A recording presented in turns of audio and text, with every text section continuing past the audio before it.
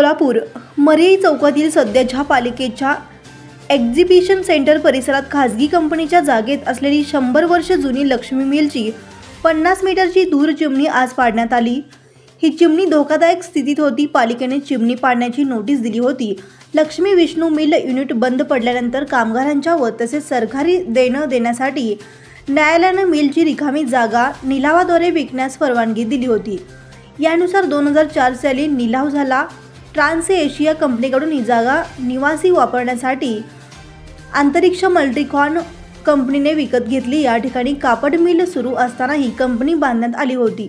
त्यांच्या पायात 10 फूट दगडी बांधकाम तर वरच्या 40 फुटात विटा आणि चुन्याचे बांधकाम आहे। या चिमणीचा अलीकडचे कंपनीनं स्ट्रक्चर एडिट केलं होतं। चिमणी नैऋत्य दिशेला 3 फूट कललेली होती। कंपनीनं हा अहवाल पालिकेस दिला। पालिकेनं यावर एडिट केलं तेव्हा ही चिमणी पाडावी अशी नोटीस कंपनीला दिली होती।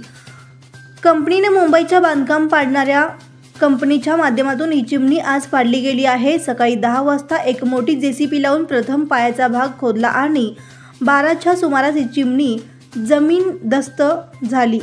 या मैदानाजवळ सभा प्रदर्शन विविध कार्यक्रम होत असतात।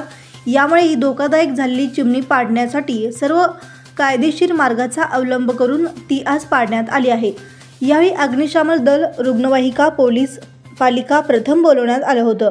कोणतीही दुर्घटना न होता ही पाडण्यात आली आहे। यासाठी जवळपास 15 लाख रुपये खर्च आल्याची माहिती कंपनीने संचालक महेश भंडारे यांनी दिली आहे।